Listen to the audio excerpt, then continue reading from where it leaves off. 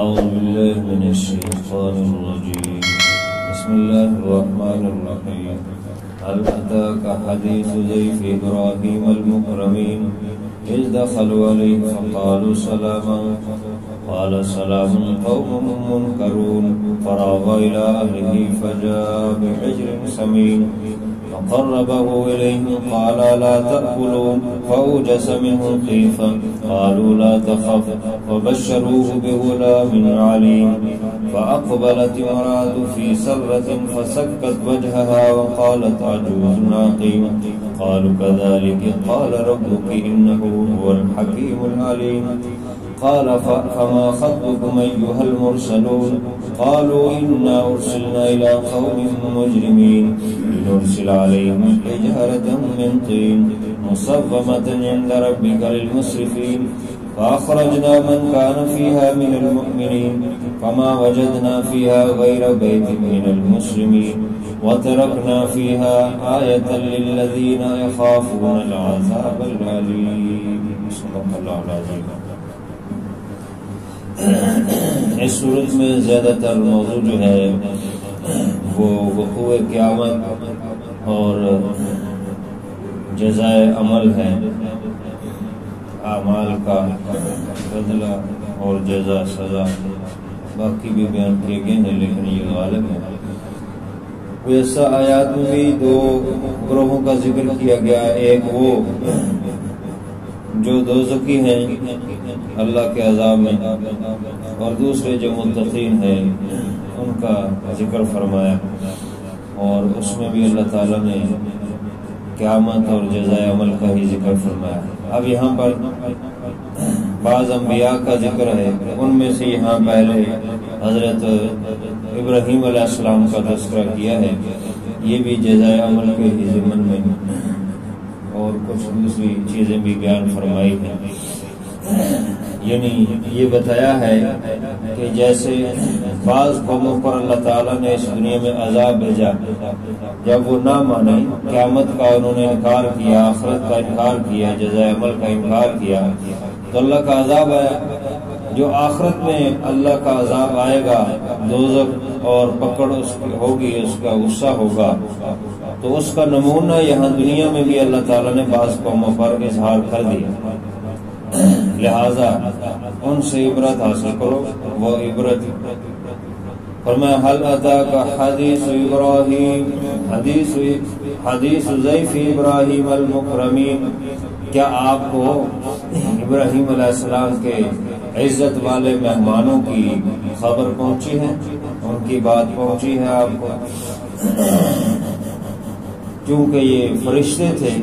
تو اس لیے یہاں مکرمین کا لفظ ذکر فرمایا ہے، عزت والے، کیونکہ فرشتے دوسری جگہ اللہ تعالیٰ فرمایا عباد مکرمون،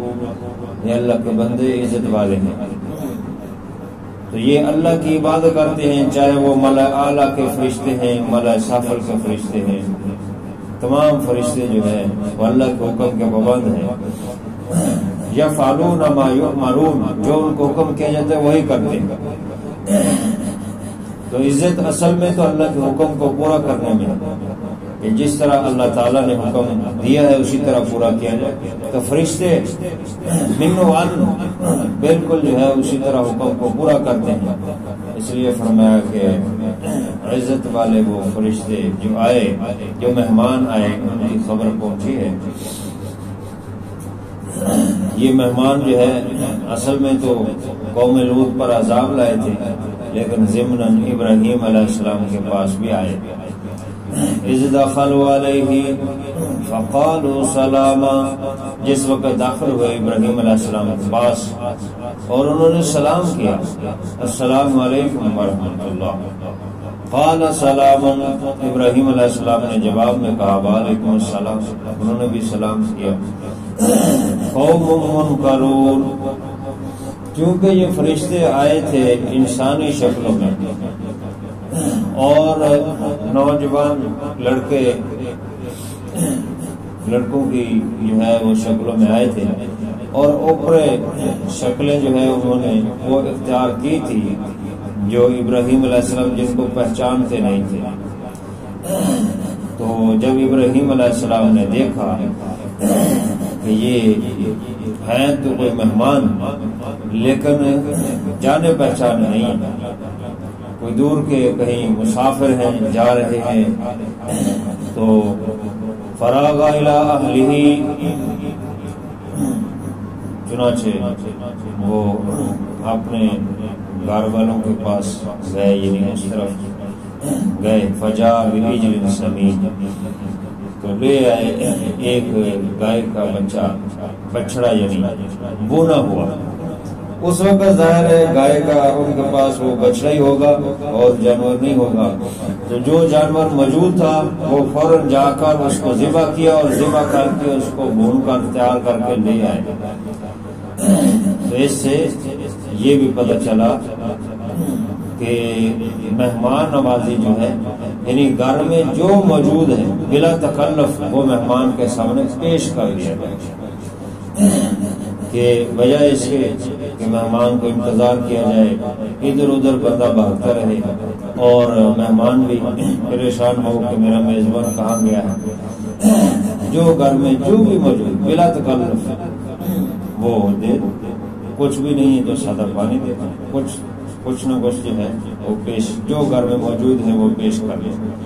بلا تکلف کا یہی مطلب ہوتا ہے، اور تکلف میں یہ ہے کہ بندہ سوچتا رہے یہ چیز دی تو پتہ نہیں یہ کیا کہے گا مہمان، یہ چیز دی تو پتہ نہیں یہ کیا کہے گا، اور پھر چیزوں کو پورا کرنے میں ہی وقت لگا دے اور مہمان ادھر پریشان حال بیٹھا رہے۔ بعض اوقات مہمان کو جلدی ہوتی ہے، یا بعض اوقات مہمان کو پیاس یا بھوک شدت کی لگی ہوتی ہے تو وہ انتظار کرتا رہے، بلکہ فوری طور پہ جو موجود ہے وہ اس کے سامنے پیش کرتا ہے۔ ہاں اس کے بعد اگر مہمان ٹھہرتا ہے، جیسا کہ حدیث شریف میں کہ ایک دن ایک رات جو ہے مہمان کی جو ہے اور تکلف جو ہے اس کے ساتھ جو ہے معاملہ کرو، اور 3 دن تک اس کی خدمت کرو، اور 3 دن کے بعد اگر ان کے ساتھ معاملات کرو گے یعنی اس کی مہمان نوازی کرو گے تو یہ صدقہ ہے۔ اور مہمان کو بھی ادھر اللہ تعالیٰ نے، اللہ کے نبی صلی اللہ علیہ وسلم فرمایا کہ وہ بھی میزبان پر بوجھ نہ بنے، بلکہ اس کو بھی چاہیے کہ وہ 3 دن سے زیادہ نہ ٹھہرے۔ ہاں جو قریبی مہمان ہوتے ہیں وہ زیادہ دیر ٹھہر سکتے ہیں، جو خاص مہمان ہوتے ہیں وہ 3 دن سے زیادہ ان کے لیے نہیں ہے، عام مہمانوں کے لیے یہی ہے کہ وہ 3 دن سے بامر مجبوری ٹھہرنا پڑ جائے تو وہ، ورنہ وہ خواہ مخواہ جو ہے میزبان پر بوجھ نہ بنے۔ اور میزبان کو بھی کہا ہے کہ وہ مہمان کی خدمت کرے اپنی وسعت اور اپنی طاقت اور وسعت کے مطابق، کیونکہ حضور علیہ السلام نے فرمایا من کان یؤمن باللہ والیوم الآخر، جو اللہ پر ایمان رکھتا ہے اور آخرت پر ایمان رکھتا ہے، فلیکرم ضیفہ، وہ اپنے مہمان کی عزت کرے، مہمان کی خدمت کرے، اس کی عزت کرے۔ تو ابراہیم علیہ السلام بہت زیادہ مہمان نواز تھے، اور مہمان کی خدمت یہ نہیں ہے کہ جو جانے پہچانے ان کی تو آؤ بھگت کرے، اور جو جانا پہچانے نہیں اس کو جو ہے سادہ پانی پر ڈال دیں، یہ نہیں ہے۔ یہاں ابراہیم علیہ السلام جانتے پہچانتے نہیں تھے، قوم منکرون، جن کی جان پہچان نہیں تھی، لیکن جو گھر میں موجود تھا بچڑا وہ ذبح کر کے حکم کر لے۔ تو جان پہچان ہو یا جان پہچان نہ ہو، جس طرح کے بھی مہمان ہو ان کی عزت اور خدمت کرنا ایمان والوں کے ذمے، جو یعنی من کان یؤمن باللہ والیوم الآخر، یعنی اگر مسلمان ہو تو پھر عزت کرو مہمان کی، یہ اس حدیث کا خلاصہ یہی۔ تو ابراہیم علیہ السلام بہت خدمت کرتے تھے مہمانوں کی، وہ تو بلکہ انتظار میں رہتے تھے کہ کب کوئی مہمان آئے اور اس کی ہم خدمت کریں۔ تو ایسے ہی یہ مہمان آئے تو انہوں نے ان کے لیے ایک بچڑا گون کر لے، فقربہ الیہم، بس ان کے قریب کیا کہ کھاؤ اس کو۔ قال لا تأکلون، ابراہیم علیہ السلام نے فرمایا کیوں نہیں کھا رہے؟ آگے بھی کر دیا، پہلے لا کے رکھا تو نہیں کھا رہے تھے، آگے کر دیا کہ تکلم میں شاید پڑھ رہے ہیں اس لیے نہیں کھا رہے، تو پھر ان کو کہا کہ کھا کیوں نہیں رہے؟ فاوجس منهم خیفہ، بس دل میں اوجس، دل کے اندر محسوس کیا ان سے خوف، ڈر، کیونکہ اس وقت یہ حالات تھے کہ یہ دستور تھا کہ اگر کوئی مہمان کسی کے ہاں کھانا نہیں کھاتا تو اس کا مطلب ہے کہ یہ میزبان کو کوئی نقصان پہنچانا چاہتا ہے، کوئی چوری کرنا چاہتا ہے، کوئی ڈاکہ ڈالنا چاہتا ہے، یا اس کی جان کا کوئی دشمن ہے اس کو نقصان پہنچانا چاہتا ہے۔ تو چور بھی یہ سمجھتے تھے کہ نمک حلالی جو ہے وہ کرنی چاہیے، اگر ہم نے کھایا ہے تو پھر ہم اس کو کچھ نہیں کہیں، اگر ہم نے اس کو کچھ کہنا ہے تو پھر اس کے گھر سے کھانا نہیں ہے، نمک حرامی نہیں کرنی۔ تو یہ اس وقت کا دستور تھا۔ تو ابراہیم علیہ السلام نے یہ محسوس کیا کہ یہ کھا نہیں رہے، شاید کوئی ان کا کوئی اور پلان ہے، یہ کیوں نہیں کھا رہے، اس لیے کہا کہ کیوں نہیں کھا رہے۔ تو دل میں خوف محسوس، قالوا لا تخف، انہوں نے مہمانوں نے کہا کہ خوف مت کیجیے، وبشروہ بغلام علیم، اور خوشخبری دی انہوں نے ابراہیم علیہ السلام کو ایک لڑکے کی جو علم والا لڑکا۔ تو اس سے ظاہر ہو گیا، وہ انہوں نے بتایا کہ میں جبرائیل ہوں، یہ اسرافیل ہے، یہ میکائیل ہے، اور یہ فلان فرشتے ہیں، ان کے نام لیے۔ تو بعض روایات میں کہ 3 فرشتے یہی تھے جن کا نام ہے، اور بعض نے فرمایا 5 تھے، بعض نے فرمایا 9 تھے۔ بہرحال جتنے بھی تھے وہ مہمان فرشتے، انہوں نے ظاہر کر دیا کہ ہم فرشتے ہیں، ہم کھاتے نہیں، لہذا ہم اس لیے نہیں کھا رہے ہیں، آپ گھبرائے نہ، آپ خوف نہ کیجیے ہم سے، ہم آپ کو خوشخبری دینے آئے ہیں ایک لڑکے کی جو علم والا۔ اس سے مراد حضرت اسحاق علیہ السلام، کیونکہ حضرت اسماعیل علیہ السلام 14 سال پہلے حضرت ہاجرہ کے بطن سے، ان سے پہلے ان کی پیدائش ہے، اور یہ جہاں ان کے متعلق فرمایا تھا کہ غلام حلیم، ایسے بیٹے کی خوشخبری کہ جو حلم والا ہے، تحمل والا ہے، صبر والا ہے۔ ابراہیم علیہ السلام، اسماعیل علیہ السلام بہت زیادہ صبر والے تھے کہ والد نے کہا کہ میں تمہیں ذبح کرنے کے لیے اجازت، انہوں نے کہا ٹھیک، اتنا حوصلہ اور صبر تھا۔ تو یہ اسحاق علیہ السلام کے متعلق علیم کا ذکر کیا کہ یہ جاننے والے تھے۔ یہ حضرت سارہ جو ابراہیم علیہ السلام کی دوسری بیوی تھی، ان کے بدن سے ہوئی، تو یہ حضرت سارہ کھڑی تھی وہاں پہ،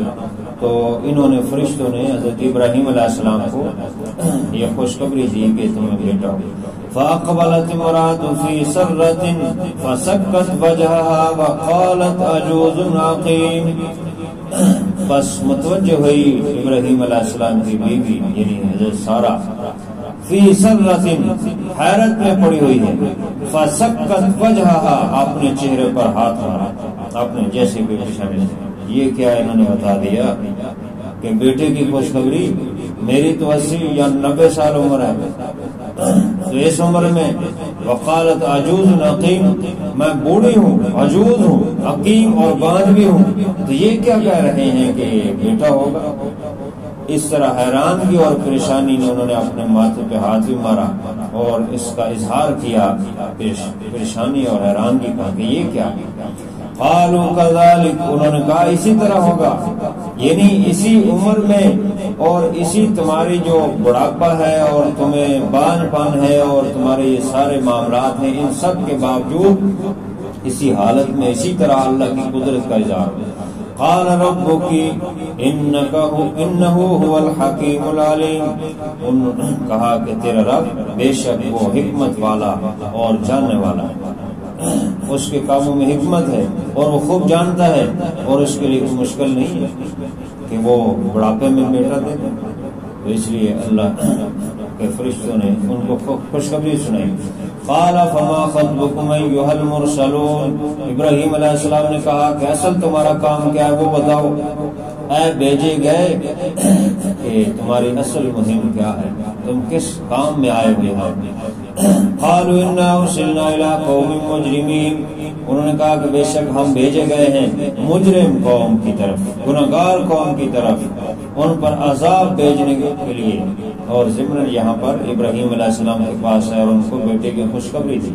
لنرسل علیہم حجارۃ من طین، تاکہ برسائیں ہم ان کے اوپر پتھر، من طین، مٹی کے، یعنی مٹی کے جو پتھر بنے ہوئے ہوں اور ان کو مٹی آگ کے اندر تپایا جائے، وہ کھنگر بن جاتے ہیں، وہ اس طرح کے پتھر جو ہے وہ ان پر ان کی بارش ہوگی۔ اس قوم پر، یہ قوم لوط ہیں جو بڑے ظالم تھے، اور یہ لواطت کا فعل انہی سے جاری ہوا، مرد مرد کے ساتھ منہ کالا کرتے تھے، اور ان پر یہ سزا یہاں پر ذکر کی گئی۔ مصومۃ عند ربک للمسرفین، حد سے نکلنے والے جو ہے تیرے رب کی طرف سے نشان زدہ پتھر جو ہیں ان حد سے نکلنے والی قوم پر آئیں گے، ان پر آئیں گے۔ تو یہ قوم لوط جو ہے ان پر عذاب آیا۔ یہ جو فرشتے آئے تھے یہ چونکہ لڑکوں کی شکل میں آئے تھے، خوبصورت لڑکوں کی شکل میں، تو یہ اتنی بدتر قوم تھی قوم لوط کہ جب یہ ان کے پاس آئے حضرت لوط علیہ السلام کے پاس، تو انہوں نے ان کی طرف بھی یعنی قدم بڑھایا، اس بد نیتی سے، اس غلط فعل کے کرنے کے لیے جو ہے ان کی طرف بھی قدم بڑھایا۔ تو لوط علیہ السلام بڑے پریشان ہوئے کہ میرے مہمان ہیں، یہ کیا حرکتیں کر رہے ہیں، حتیٰ کہ یہ دیواریں پھلانگ کر لوط علیہ السلام کے گھر میں آنے کی کوشش کرنے لگے۔ تو لوط علیہ السلام پریشان ہو گئے، تو ان فرشتوں نے کہا کہ آپ پریشان نہ ہوں، یہ ہمیں کچھ نہیں کہہ سکتے، ہم فرشتے ہیں اور انہیں پر عذاب لے کر آئے۔ تو یہ جو فعل لواطت ہے، بعض ائمہ تو اس کو زنا کے برابر کہتے ہیں، اور اس پر وہی حکم جو زنا کا ہے، یعنی حد جاری کی جائے گی۔ شادی شدہ کے لیے 80 کوڑے، اور اسی طرح غیر شادی شدہ کے لیے رجم، اور غیر شادی شدہ کے لیے 80 کوڑے۔ اور جبکہ بعض دوسرے ائمہ جیسے امام ابو حنیفہ رحمہ اللہ اور دیگر ائمہ کرام فرماتے ہیں کہ یہ زنا تو نہیں ہے، یہ لواطت ہے، لہذا اس پر شریعت نے کوئی حد لازم نہیں کی، قرآن میں یا حدیث میں کوئی حد مقرر نہیں۔ حد وہ ہوتی ہے جس میں ذرا بھی کمی بیش نہیں کر سکتے، اسی طرح اس کو لازم کرنا ہے۔ جیسے 100 کوڑے کہا ہے تو 100 کوڑے مارنے، ایک کم بھی نہیں مار سکتے۔ 80 کوڑے کہا ہے تو 80 مارنے۔ رجم کہا ہے جس طرح کہا ہے، جس حالت میں کہا ہے اس حالت میں کرنا ہے، اس میں تبدیلی نہیں، کمی بیشی نہیں کر سکتے۔ اور اس لیے فرمایا کہ نہ قرآن میں اس کی کوئی حد مقرر ہے نہ حدیث میں، البتہ اس کی تعزیر ہے۔ تعزیر یہ ہے کہ اس کو سخت سے سخت سزا دی جائے گی، کوڑے بھی مارے جا سکتے ہیں اور قید میں بھی کیا جا سکتا ہے، اور دونوں کٹھی سزائیں بھی دی سکتی ہے کہ قید میں بھی کرے اور کوڑے بھی مارے۔ مجرم کے مطابق عادی مجرم ہے یا کس طرح کا ہے یا اس کی کیا حالت ہے، اس سب حالات کو دیکھ کر وہ قاضی فیصلہ کرے گا، جج فیصلہ کرے گا کہ اس کو کیا سزا دینی چاہیے۔ تو اس کو تعزیر کہتے ہیں، یعنی اس ایسی سزا جو مقرر نہیں کی شریعت نے، بلکہ جو ہے اس کو قاضی کی ثوابدید پر چھوڑ دیا، تو قاضی اس کو سزا دے۔ تو اس طرح کے بعض ایسے واقعات موجود ہیں تاریخ میں کہ دیوار اس پر گرا دی گئی، یا اس کو کسی اونچی جگہ سے دھکا دے دیا گیا، اس طرح جو ہے اس طرح کی سزائیں جو ہے یا کوئی اور سزا دی جا سکتی ہے۔ جیسے یہاں یہ ہے کہ اللہ تعالیٰ نے ان پر پتھر بھیجے، کھنکر جو ہے پتھر جو ہے وہ ان پر بھیجے اور ان پر عذاب بھیجا۔ تو فرمایا کہ فاخرجنا، یہ ان پر اللہ کا عذاب آیا اور پتھروں پر وہ نشان زدہ تھے کہ کس کے پتھر لگنا ہے، کون سا پتھر کس کے لگنا۔ فاخرجنا من کان فیہا من المؤمنین، پس نکال لیا ہم نے اس کو جو اس بستی میں ایمان والے تھے، جو مومن تھے، اور وہ ایک ہی گھر تھا، اور وہ حضرت لوط علیہ السلام اور ان کی بیٹیاں تھیں، حتیٰ کہ ان کی بیوی بھی کافرہ تھی اور وہ بھی اس قوم کے ساتھ ہی ملی ہوئی تھی، وہ بھی انہی کے ساتھ جو ہے عذاب میں مبتلا ہوئی۔ فما وجدنا فیہا غیر بیت من المسلمین، پس نہیں پایا ہم نے ایک گھر مسلمانوں کا، اس کے علاوہ اس میں کوئی مسلمانوں کے گھر، لوط علیہ السلام کے گھر کے علاوہ کوئی نہیں تھا۔ تو لوط علیہ السلام کو اور ان کی بیٹی کو حکم دیا تھا کہ صبح صبح اندھیرے میں نکل جائیں اور پیچھے مڑ کے نہ دیکھیں، لیکن ان کی بیوی جو ہے وہ پیچھے مڑ کے دیکھا اور وہ بھی عذاب میں مبتلا۔ وَتَرَكْنَا فِيهَا آيَةً لِلَّذِينَ يَخَافُونَ الْعَذَابَ الْأَلِيمَ، اور چھوڑا ہم نے اس میں نشانی ان لوگوں کے لیے جو درد دینے والے عذاب سے خوف کرتے ہیں، جن کے دلوں میں خوف ہے وہ اس سے عبرت حاصل کرتے ہیں اور اس نشانی سے بچتے ہیں کہ جیسے اللہ تعالیٰ نے دنیا میں ان کو عذاب بھیجا اسی طرح آخرت میں بھی عذاب آئے گا، لہذا اس دنیا میں موقع ہے کہ بچ جائیں۔ اللہ تعالیٰ عمل کی توفیق۔ الحمد لله رب العالمين والعاقبة للمتقين والصلاة والسلام على سيد الرسل وخاتم الأنبياء والمرسلين ربنا آتنا في الدنيا حسنة وفي الآخرة حسنة وقنا عذاب النار اللهم اشف مرضانا ومرضى المسلمين ربي اغفر وارحم وانت خير الراحمين۔ یا اللہ اپنی رحمت سے ہماری حاضری کو قبول فرما، کمی رہ گیا اپنے فضل سے معاف فرما۔ تیری شان و عظمت بہت بلند ہے یا اللہ، ہم کمزور ہیں، تیری عبادت